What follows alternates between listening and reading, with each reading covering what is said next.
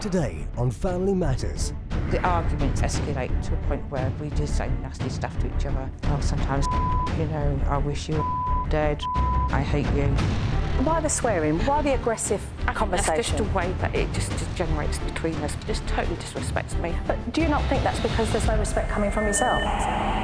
I don't think you really know how hurtful you are to me. I come to you when I'm upset and you just laugh in my face. This is about getting to a place where we can move on, okay? You won't be here otherwise.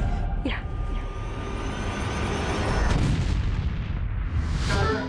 We say no, it's just a simple no. It's either Jamie's way or that's it, no way. You know it's your parental responsibility to teach him right and wrong. I just don't think I've got the patience with him. There's been many a times where I've just packed my bags and just thought, you know what, I'm just going to get out. Why? What's going on in your head at the time? He just doesn't listen. I just want her and Jamie to bond with one another and not scream at one another. It is me. Where are you going? Look, Mum, Lee. thank you. No, Lee. I can't do this.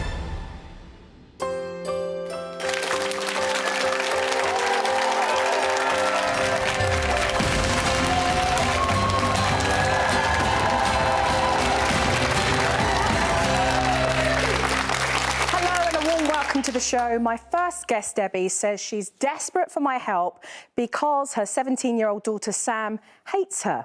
She says that things are so strained between them both, she fears they will not have bonded before Sam's wedding next year. Take it out of your way. Yeah. I'm Debbie, my husband's Paul. I have a 15-year-old son called Harry. And Sam, she's my 17-year-old daughter, and she's the one I have a problem with. The arguments that escalate to a point where we just say nasty stuff to each other. Sam shouts and Sam swears at me.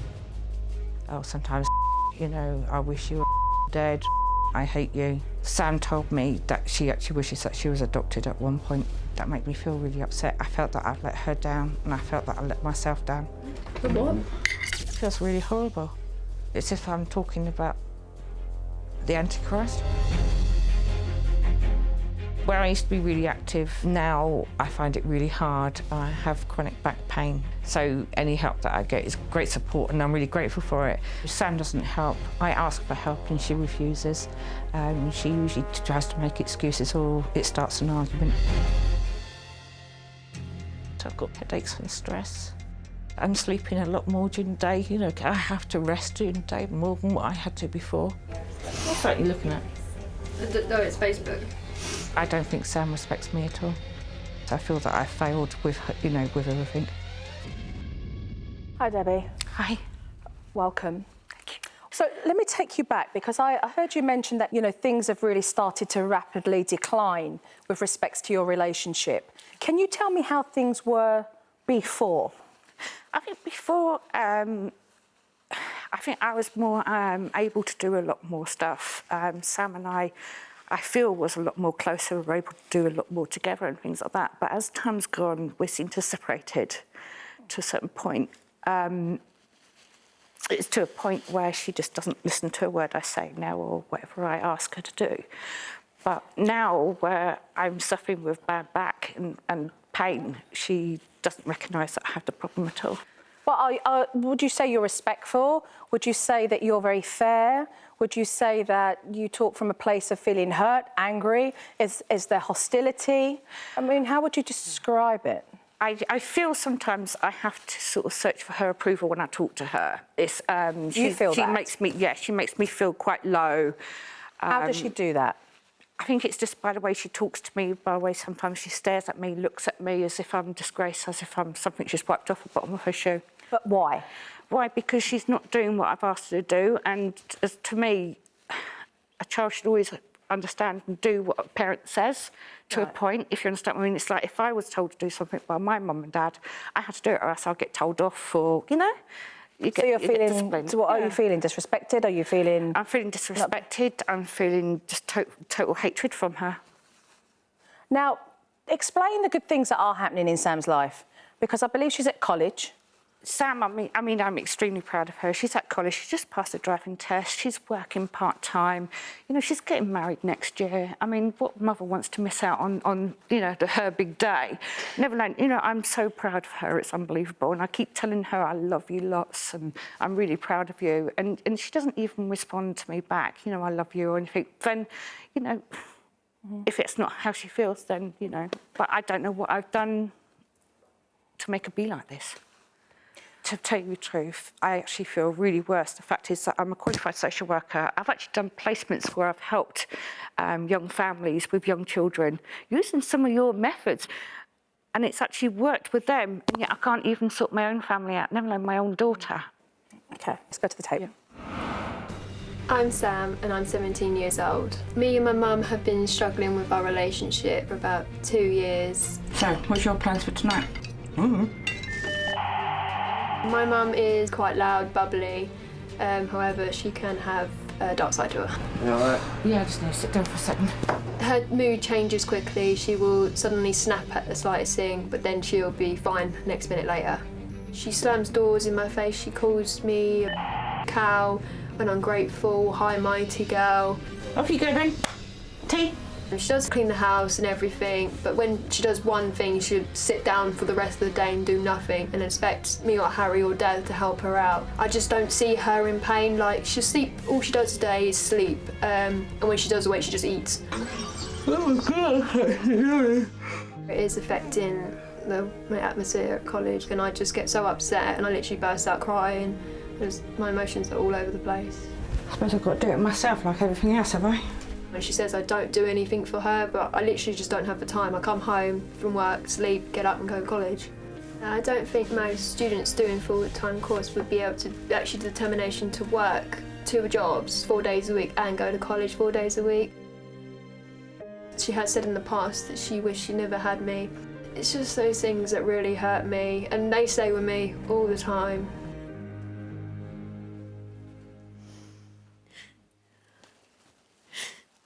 I've never said that to you, Sam. I just do not know where you got that from, but I swear to you, I never said that, and I never would. And what I've done wrong to you, I just don't know. I just don't know what's happened. I never forget you saying that. That's the hurtfulest thing you have ever said. I've never said it. I think you might have misheard or mistaken, but I've never said that. Never. You have said it. I've never said it.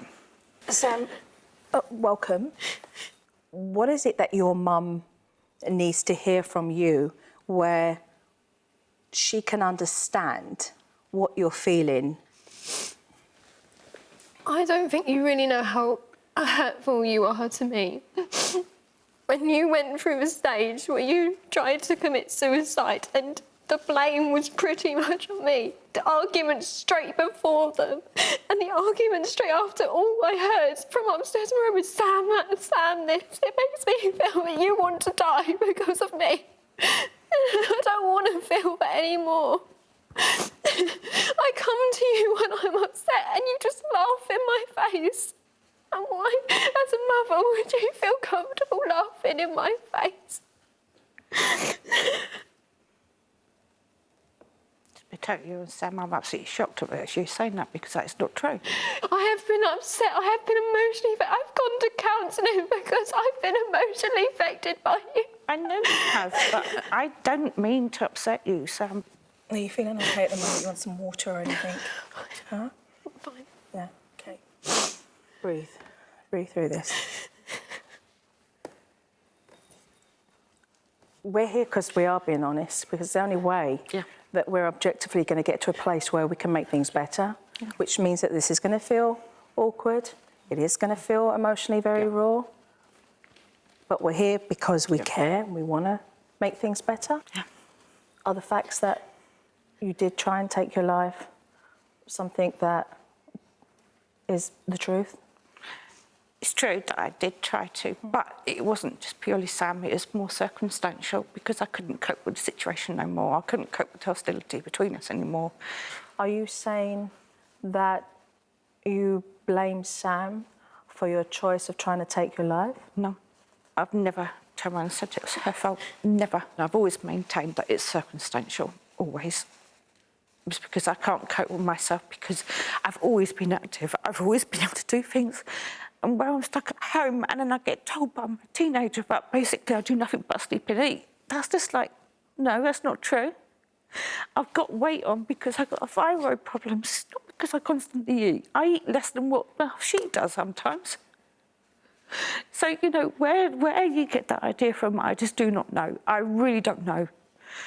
I mean, as to think that yes, I appreciate she goes to college. She does hold down a job and whatever part-time and everything. Yes, I appreciate that, and she's doing really well for herself. But also the fact is she doesn't understand, and she won't take in the fact that I'm in so much pain and I can't do as much as what I used to be able to do. She just can't accept that. Do you safeguard yourself?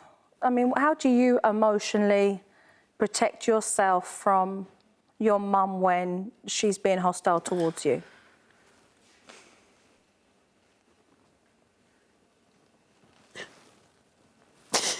I just react in so many ways. I get so emotional. I try to talk to her. I end up going to my dad and he's stuck between us. I have to talk to Chris. I have to go to Chris's mum because she's there for me and she's not. That's your future mother-in-law? She's more of a mum than what she's meant to be.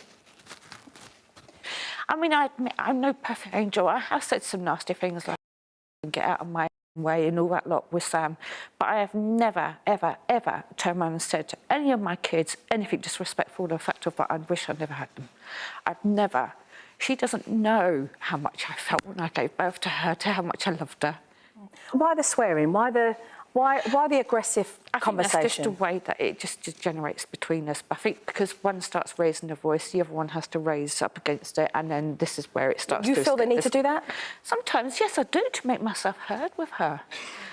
So you feel that makes you feel heard? Yeah. Whereas all it's done is push Sam away? Yeah. But do you not think that's because there's no respect coming from yourself? Do you not feel that as somebody who intelligently understands that you're having a hard process accepting that the condition that you're in right now and not being able to do what you hoped you would be able to do has projected those mixed emotional feelings onto the rest of your family? Possibly, I don't know. Possibly? I think you know better, right? Come on. Yeah. I mean, I want to be honest here with you. Yeah. I mean, I can't sit here and ignore the fact that I'm talking to somebody who's qualified as a social worker. I mean, you know, that would be very naive of me. Yeah. But do you not think that that's the case? Yeah. Very much so. I just don't like to admit it to myself. Do you need help? Yeah. Do you need help beyond here? I don't know. I'd like some. Then you do know. What do you need help for? My coping skills, I've just lost them. What do you need help coping with? I think understanding of how I am now to how I was, the difference, the transition between that. I think I need to learn how to communicate better without showing there was anger and pain to myself, because it's coming from myself. OK, thank you for your honesty. Sam, what's the difference between your mum now and your mum a couple of years ago? We had a relationship then. We were able to talk. We could spend nights together. We could just have a girl night. And we can't do that without an argument. It just doesn't happen no more. There's just too much tension.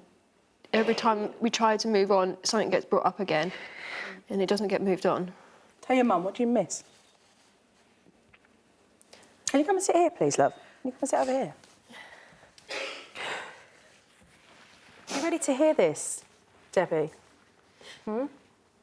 Are you ready to hear this? Because if you shut off, you're going to keep pushing.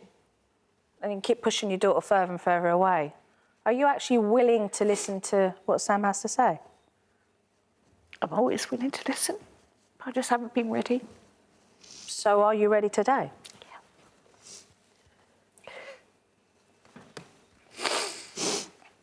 I don't know what I miss. It has been so many years. I have felt I have not had a mother to go to talk to be there for me. I look at other families and the communication they have and the time they spend with their mothers, and I feel jealous.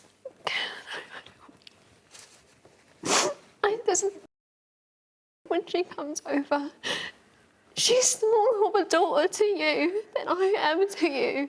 I feel with you'd put her pictures on the fridge, you'd cuddle her, you do this. That's the same as what I did with you. You just won't accept my cuddles no more. I don't feel that relationship bond. When it was your birthday this year, I spent 15 minutes choosing your birthday card because every message in there, I didn't feel that you were that type of mother.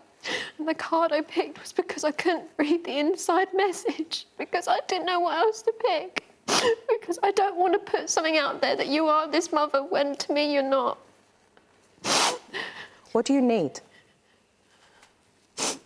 Someone to support me and listen to me when I go crying to them, to just listen to hear me out before they say anything or shout at me or cry or laugh at me. Just to hear me out. That's all I want. That's what you do the same for me. If you're there for me, I'll always be there for you. You're my mum, I'll always be there for you. I'm always there for No, you. listen, you're not always there, though. Listen. Listen to what's being said. Look, this is about getting to a place where we can move on, OK? And you wouldn't be here otherwise. Yeah. I do love you, even though you don't believe me, and I will do my very best for you. Still to come on Family Matters. You create an environment that's depressing and dark and suppressing. If you're going to go into a home that every day feels like it doesn't create a sanctuary from the pressures of the outside world, then what do you have? My name's Paul, my wife is Debbie. I've got a daughter called Sam, and I've got a son called Harry. Me and my dad are quite close. I mean, if there's any problems, I do go to him instead of my mum. But it's hard for him, especially when me and mum have arguments, because he's in the middle. I'll wait down now. I'm going to finish this one line off and then I will do it, OK? The first thing that goes through my head when this starts is, oh God, here we go again. Definitely feel like it's two children arguing all the time. I just feel there's going to be a point where one or the other or both will snap and they'll be slapping and things like that. I try and support Debs as much as I can. I think she feels that because I protect Sam, that I'm not on her side, which is not the case. I'm trying to be fair to both as I can. Sam is currently planning a wedding next year, planning to move out later this year. And that upsets me a bit because she's my baby girl. I don't think she should be leaving the nest so quickly. Emotionally, I don't very often show it, but inside, it really hurts me. Sometimes it gets very low. I mean, I've even had a point where the two of them have been arguing in a car and I've been driving and I've literally felt like stopping and getting out the car and just walking home. I don't believe that Sam and Debbie do know how much it hurts me. Very close to tears on sometimes when they're arguing. I feel that my life is just an existence. Hi, welcome. It's okay. So, is your wife very controlling? To a certain point, yes. How? I think she's so used to me, Deb's very house proud. She loves the house being tidy. I think she just feels that if the kids make a mess, they should tidy up afterwards. I mean... I saw you kind of screw your face up a little bit when I was talking about your mum being over-controlling. Do you feel like she's dictating and telling you what to do and on you constantly, and so you rebel against that? Or is it truly that you feel there's certain things you shouldn't do? The way she tries to put it as a question like, can you do it now, can you not? But the attitude that comes, the way it comes across is, do it now, I'm not giving you a choice. You don't have an option. Some of the things I don't mind, children have to help with the chores, I don't mind doing that. But I mean, I come home from college, I do 4 days a week, 2 jobs. I come home, the one day I have assignments to do, it's just coincidence I'm doing an assignment or something, I will just want to do it later, and I normally do forget, which is my fault. Yeah. But I'm just so exhausted from college and work. Yeah. I want to have my own time and chill. Yeah. I mean, I've done my chores over the years. I mean, from a young age, I'm young. I've cooked every once a week. I've done teas and coffees. I've ironed my own clothes. Whereas my younger brother, I mean, he does chores, but the amount of chores that I had to do when I was that age is nowhere near what he has to do. And he gets away with not doing it. And the discipline I got then is different to what he gets. Yeah. So in my mind, he should take the responsibility I did at that age, not me. And I feel anger in myself because I come home and she's asleep and I sort of think, well, what have you done today? Sleep. And it's my eyes, you could have done something productive or done something for that. I know she hurts and every now and then and stuff, but in my eyes, if she can sit home and sleep all day, she can do stuff to the house. And are there things that you don't do? There's very little I don't do, Jo. I mean, I struggle to do downstairs because of my pain. This is where I get really upset and really uptight and why I get angry with her because... But do you do it? Yeah. You do it? I do everything in the house. What don't I do, Paul? There's nothing. I mean, Exactly. she splits the day, she splits her work over the days. OK, so, I want to move past the minuscule stuff of the house because, quite frankly, I mean, the reality is this as well, is that, you know, you've got parents who, you know, I've got medical conditions, let's face it, you know, and you're on a hell of a lot of prescription medication, you know, and learning how to cope and manage that, I think, is something that I'd like to look beyond here today with that management, with those coping skills, and beyond for yourself in being able to talk to somebody, you know, about what has been done and understanding more about yourself personally, which I think has been a huge projection on the family. Let's face it, if we were to be honest here. Let's go to the tape. My major fear for the future is once Sam gets married and goes away, that's what she will do. She will go away and we'll hardly see her. I want me and my mum to completely forget or try to forget what has happened in the past, and to both of us to both try and see what we need to do to help each other build this relationship, and hopefully in a few years' time we'd actually hopefully have a mother and daughter relationship than what it is at the moment. I want our families to be close. I don't want to be cold. It always used to be, you know, Mummy, you know, we'll do this, Mummy, we'll do that. That's the bond I miss. When Sam was out in South Africa, I missed her absolutely terribly. Sorry. I missed her really badly and I really missed our relationship then. Really missed it, and I was hoping that when she came back, we'll be closer. What me and Mum have been through needs to be completely wiped for our relationship to build again. We need to start from scratch to do that. I just think having someone mediate this and hopefully show a path where they can get to a part of starting a journey where the two understand each other more. There's a bit of healing involved. I think that's what I would look forward to. I want my mum at my wedding, only she's my mother, and I'd rather her be there than just be someone sitting on the side being a friend, and actually be up on the main stool with me and then enjoying the day as a family. If I wasn't with Sam on that day, I think it would just devastate me because I feel that I would have let her down because that's her biggest day of her life. Take it off.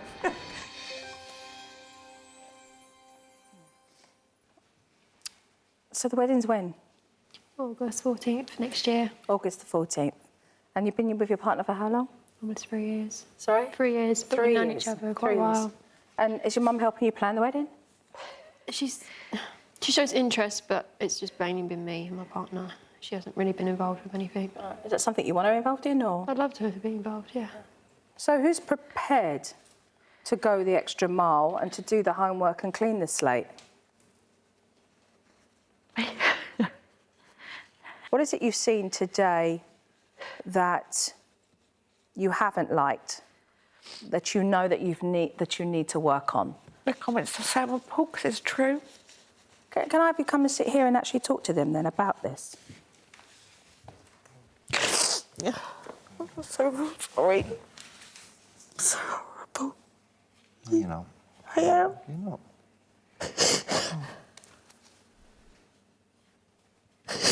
I've let you all down and I just don't want to anymore. I'm so sorry.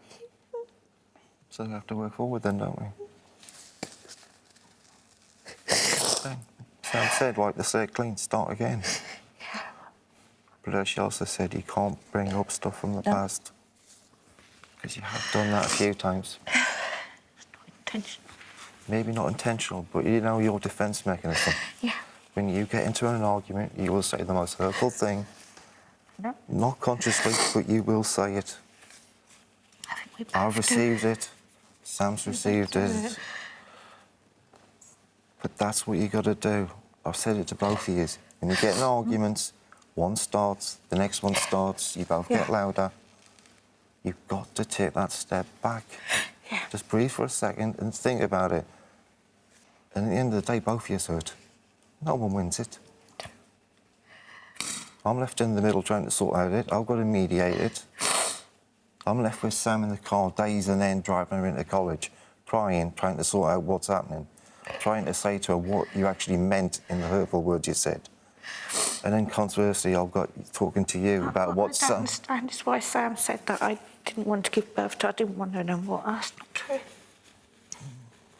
I've never said that to her. Never. I don't remember you saying it, but I can't remember. You know what I mean? Never said that to her. I'd never say it to any of my babies. I think for you, you just need that step back. You can get riled quite quickly. And I think for you, you just need the baby girl, the laughter back. You take on so much. You're 17. You're still young. I know you're coming into a young woman. You're taking on the worries that a 40-year-old would. You do. There's no laughter in your life. You'll get old too quick. You do, seriously, sweet. You know, the plan to move out, the planning a wedding, it's a lot. Also your studies, 2 jobs. I mean, you know me and your mum won't think the world of you. We've got the greatest respect for what you're doing. Absolutely. So I don't think I couldn't have done it at your age, babe. I seriously couldn't. But at the same time, you've got to let us in. We can only help you if you let us in, babe. But that's because there's no fun in the house either. You know, the reality is because there's no fun at home. If there's no laughter at home, if there's no joking and the things you banter with your family, then it makes life like that. Yeah. Then when you do that and you come home and you create an environment that's depressing and dark and suppressing, that's enough to put anyone down. Because, you know, I'm not saying that every time everything's going to be rosy. You know, families have their ups and downs. But if you're going to go into a home that every day feels like it doesn't create a sanctuary from the pressures of the outside world, then what do you have? Then what do you have? Clean slate means, I believe, being able to look at how we've behaved ourselves and being able to find some kind of redemption there. But what is it that you're really needing help with that you feel you need to apologise for in being able to clean a slate so that you could move forward with your family? I need to apologise for everything. I'm sorry for what I have said. I've said so many mean things to you. And I just say them in anger, but I really don't mean them. I am sorry for it. Seriously, baby, I don't mean what I say. Every time I say I'm so sorry, I mean it every time. Seriously, I do. I just don't know how to say I'm sorry even more. I just don't know. I'm sorry. Sam, I'm just so sorry. I'm sorry for being me. I'm so sorry for being miserable. I'm so sorry for saying horrible things to you. I'm sorry for everything. I just want this to change. I really want this to change. And the same with you too. I love you both so much. You mean so much to me. So much like Harry does. You all do. Well, we are going to keep in touch. That we are. Nothing, you know, nothing is an easy ride. Nothing's a quick fix overnight, you know. I hope you will continue with the aftercare that we will give you so that it will blossom your relationship and reconnect you both, because that's what I hope for the pair of you, to be able to do that. Oh. I wish you well. Thank you. Still to come on Family Matters. We say no. It's just a simple no. It's either Jamie's way or that's it, no way. There's been many a times where I've just packed my bags and just thought, you know what, I'm just going to get out. Right, what's going on in your head at the time? It just doesn't listen.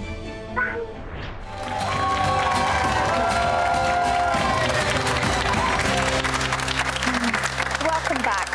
My next guests today, Lee and Stacey, are here because they are desperate for help with their 4-year-old son, Jamie. Stacey says since the age of 2, Jamie's behaviour has got worse and his violent outbursts are threatening to destroy their family. Watch this. I'm Stacey, mum of Jamie. I'm in a relationship with Lee. Climb up on the chairs. The problem started with Jamie when he was 2.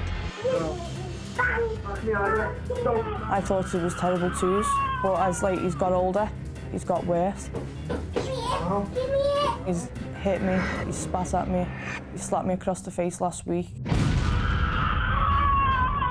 He threw books at me, cars at me, cups. Oh, he trashes his room, he'll swear at me. Stop swearing! And these are all in his tempers. No. Jamie, you'll hurt yourself. You'll trap your fingers in the door. I know all kids do play up, but not like Jamie does. I can go to my friend's house and their kids to Jamie are perfect. And I think to myself, where have I gone wrong with them?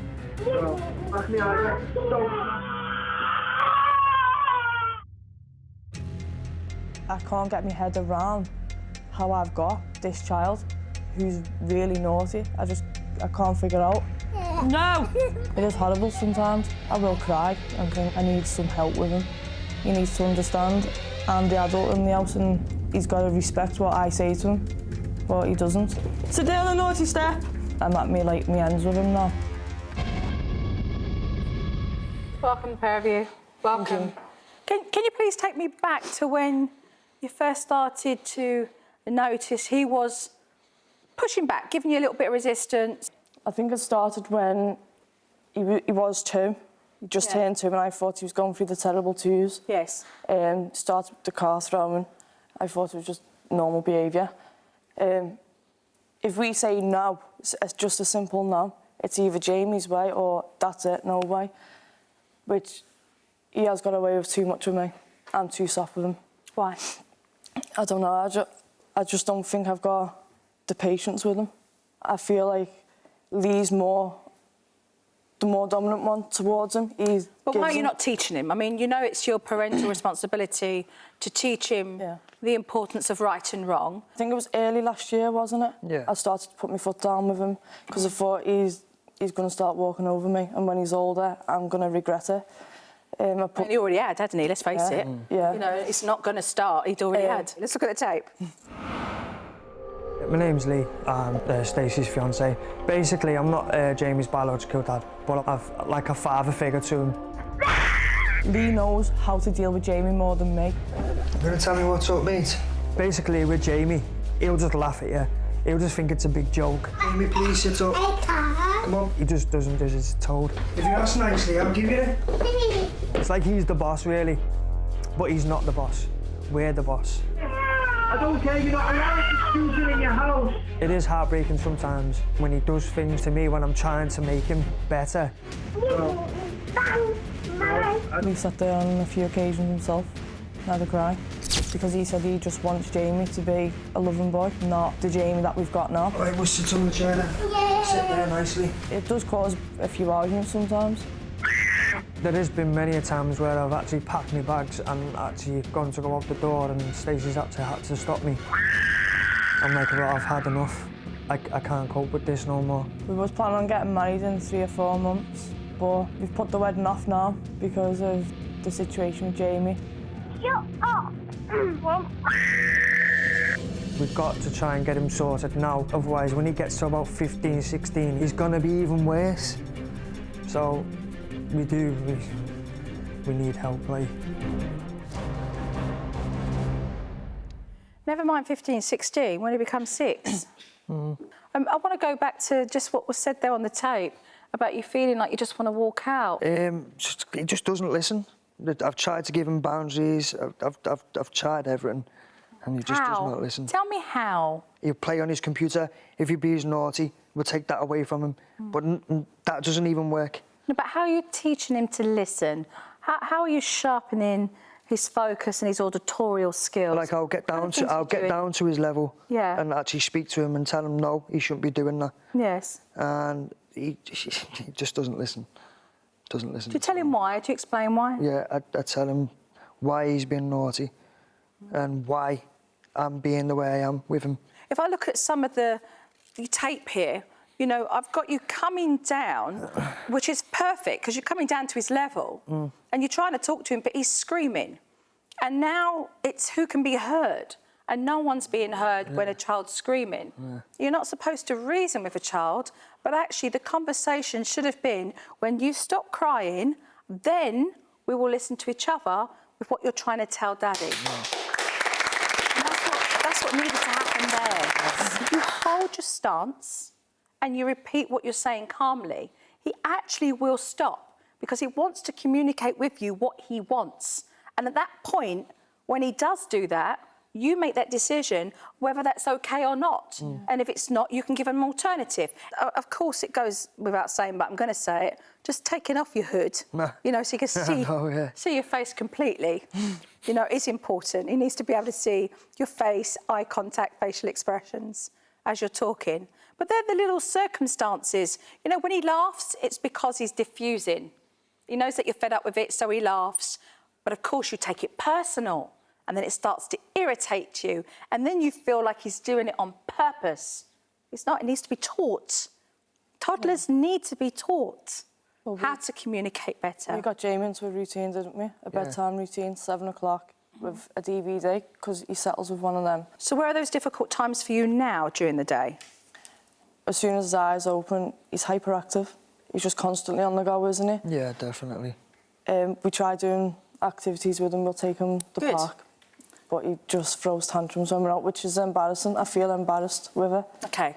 His meal times are terrible, really terrible. Like, he'll go... But again, because you've allowed him, right? He's McDonald's independent, isn't he? Yeah. So basically... We actually did get him in an eating routine, didn't we? Yeah, we started doing it really good. He's fast food dependent? Yeah. So he walks into his bedroom, takes his money out of his piggy bank and he says, Mum and Dad, take me down to the fast food, because I'm going to have a burger tonight.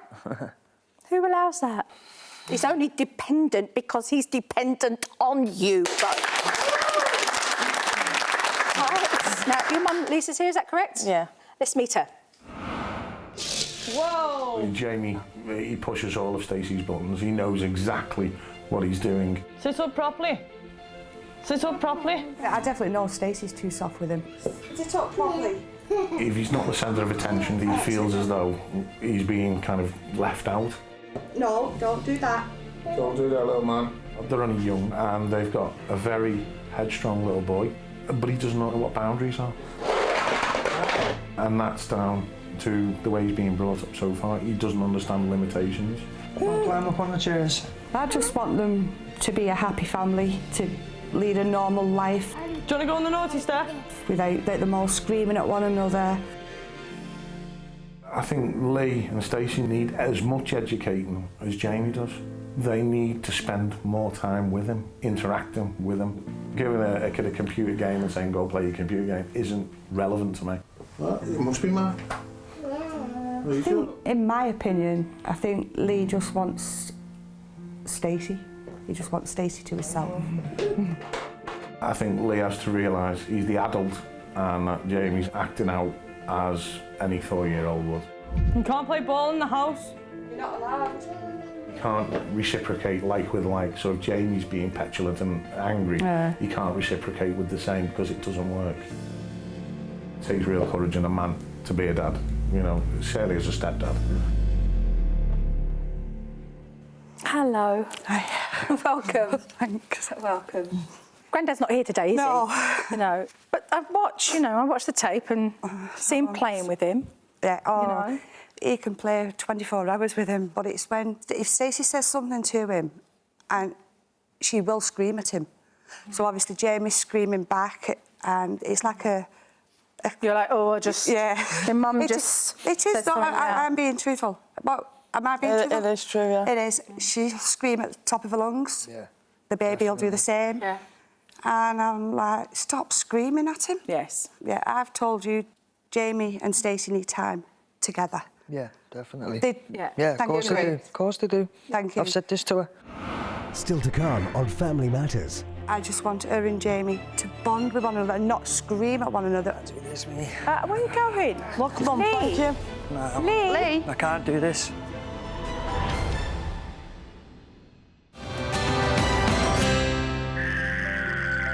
It just gets me seeing Jaime reacting like that towards me. It's getting her down now. She's probably getting a little bit depressed. Why are you in the mood, tell Mummy? Like, when I go upstairs, I will cry because I sit there and I think I've done my best I can for this child. Well, in my opinion, Lee's holding Stacey and Jaime back.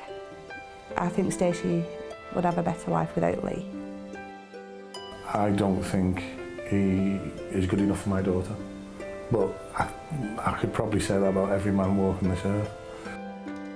Well, hopefully we get Jamie sorted out when we can get married, we can have another baby, we can move to a different house.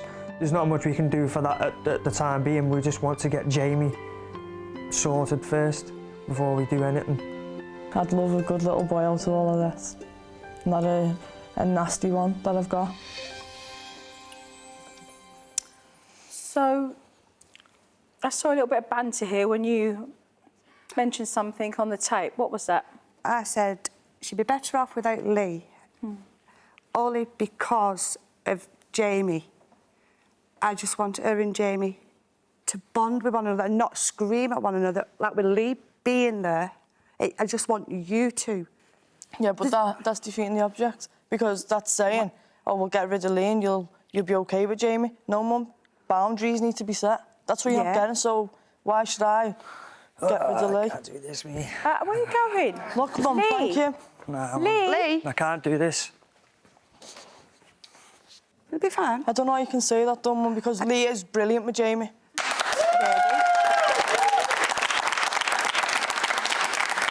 Wait here for a moment. I'm just going to see if I can just, grab hold of Lee here. Because obviously we touched a raw nerve, but we should talk about this and get through this. Obviously she's got her opinion of what she feels, right, with respect to being with you. Yeah? I don't want you to walk off. You know why? Because I want to hear what she's really trying to say. I know that was hard for you to hear, because that's basically the woman who you love, as mother, is saying that she's disapproving of that relationship.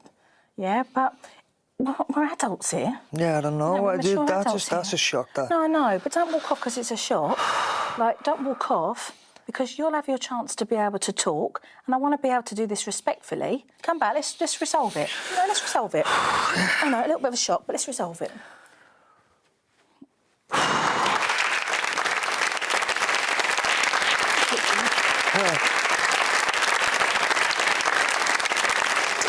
I've explained to her it's not that, Lee. I'm going to need to split up.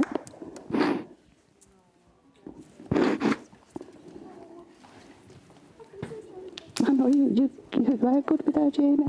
But you can understand where I was coming from about Jamie and Stacey having time together. You agreed? That's what I should have put it across, OK? Yeah. All right?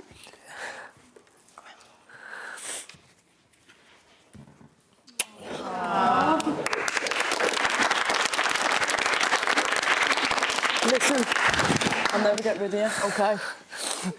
Come on, you're stuck with her for life, sorry. You're stuck with me now. You know what I mean? And your mother-in-law. So that's what I meant, OK? So, look, here's the first lesson. It's about being able to communicate and being able to talk your truth in the family. And sometimes that can be shocking. Yeah. And sometimes it's not what we're expecting, but it's about the follow-through, isn't it? It's about what we've done here now. Yeah. Come back and us being able to talk about that. In my eyes, I mean, I know you were good with Jamie. Yeah. But I hope you understand, I just want Jamie and Stacey. Yeah, I can understand that. Thanks, I really can. I really can understand that. She does need time with Jamie. She does. She does. And that's she needs what to spend more. You need to spend more time with Jamie and not scream at him. Yeah, I need more time with Jamie, but I also need time with Lee. Of course you do. Nobody's saying not to spend time with Lee. That's why I apologise, Lee. That's right. OK? Apology accepted. See, you can forgive me, can you? Come on, stop crying. You're going to get me crying. You're not going anywhere. But look, here's where we're at, though.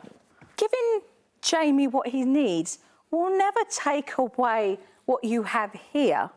And you must never feel in your relationship that what he fundamentally needs from you is robbing you of any time with your partner, because it's not. This is about together, you giving Jamie... About the three of us, isn't it? What he needs, yes. What he needs is this kind of education, because he needs to learn how to coordinate his left from his right, his pincer control, his fingers, He's done all that, reading. hasn't he? Yeah. That's what you need to keep doing with him. This is is where he's learning. You know, this is where he's learning. He's soaking that all up. And he gets the most out of that learning and that attention that you spend with him when we can create good eating healthy habits, you know, and good sleeping habits as well. So what you'll see is, you'll see him start to eliminate those temper tantrums because he's engaged. And in your day, there should be a morning of lots of stimulation where you're developing his brain, you know, he's soaking up all that information and learning. And in the afternoons, he's busy with his role play and dressing up and playing pirates or whatever he's doing, you know, using his imagination and kicking his ball around and, you know, hanging from the monkey bars and swinging and going down the slide. And arts and crafts, getting sticky, you know, colourful.